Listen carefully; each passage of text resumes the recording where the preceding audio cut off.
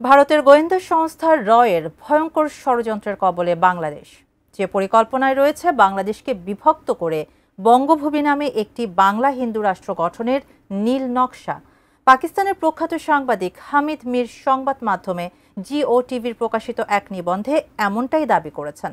সেই সাথে শান্তিপ্রিয় ভারতীয়দের জন্য প্রধানমন্ত্রী নরেন্দ্র মোদীকে হুমকি হিসেবে উল্লেখ করেছেন তিনি।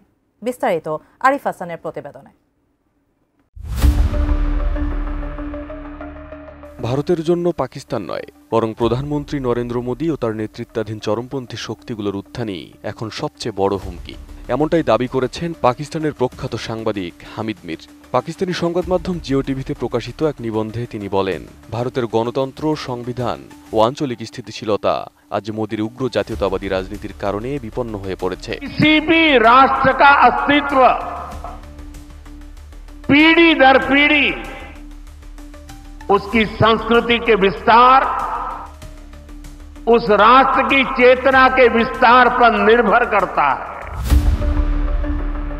সাংবাদিক হামিদ মীর উল্লেখ করেন, সম্প্রতি ভারতের chief of defence staff general Anil Chauhan স্বীকার করেছেন, পাকিস্তানের বিরুদ্ধে তথ্যযুদ্ধে ভারত হেরে গেছে। মে মাসে 4 দিনের সংঘর্ষে ভারতীয় যুদ্ধবিমান ধ্বংসের সত্য গোপন করেছে দিল্লি। তবে 3 সপ্তাহ পর একথা স্বীকারে বাধ্য হন জেনারেল চৌহান।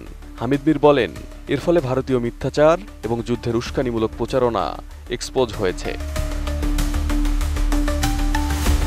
মোদী নেতৃত্বাধীন বিজেপি ও তার আদর্শিক মূলে থাকা RSS-কে আক্রমণ করে মীর বলেন, এরা সেই চরমপন্থী গোষ্ঠী যারা ভারতের জাতির জনক মহাত্মা গান্ধীকে হত্যা করেছিল এবং এখন দেশের ভবিষ্যৎ ধ্বংস করছে। তিনি বলেন, গান্ধীর খুনিরাজ গডসেকে দেশপ্রেমিক বলে প্রশংসা করে, অথচ গডসে ছিলেন RSS-এরই সদস্য, যার রাজনৈতিক শাখা আজকের বিজেপি।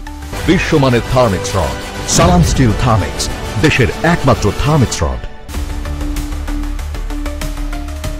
RSS নিষিদ্ধ হয়েছিল বহুবার। প্রথমবার 1947 সালে মুসলিমদের উপর হামলার জন্য, তারপর 1948 সালে গান্ধী হত্যার পর এবং 1975 ও 1992 সালে আরও একাধিকবার। এই সংগঠন ভারতের সংবিধান ও জাতীয় পতাকা পর্যন্ত প্রত্যাখ্যান করে। তাদের নেতারা খোলাখুলিভাবে বলেন, ভারত শুধু হিন্দুদের দেশ।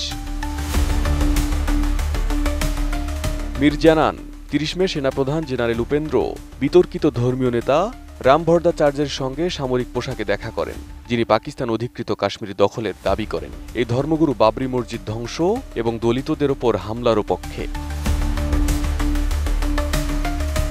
বিজেপি ও RSS-এর অখণ্ড ভারত পরিকল্পনা শুধু ভারতের নয়, দক্ষিণ এশিয়ার সকল দেশের জন্য হুমকি বলে মনে করেন হামিদ মীর। তার মতে, আফগানিস্তান থেকে থাইল্যান্ড পর্যন্ত বিস্তৃত এক হিন্দু রাষ্ট্র কল্পনা করা হচ্ছে, যা আন্তর্জাতিক আইন লঙ্ঘনের শামিল।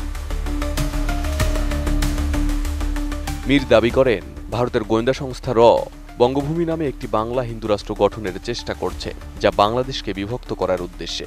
দ্য গার্ডিয়ান ও ওয়াশিংটন পোস্ট ইতোমধ্যেই ভারতের রাষ্ট্রীয় সন্ত্রাসের প্রমাণ প্রকাশ করেছে।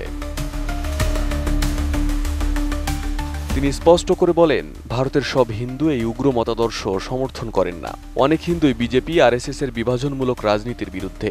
মীর ভারতীয়দের কাছে অনুরোধ করেন যেন তারা নরেন্দ্র মোদীর ভণ্ডামি ও ইতিহাস বিকৃতির বিরুদ্ধে সোচ্চার হন।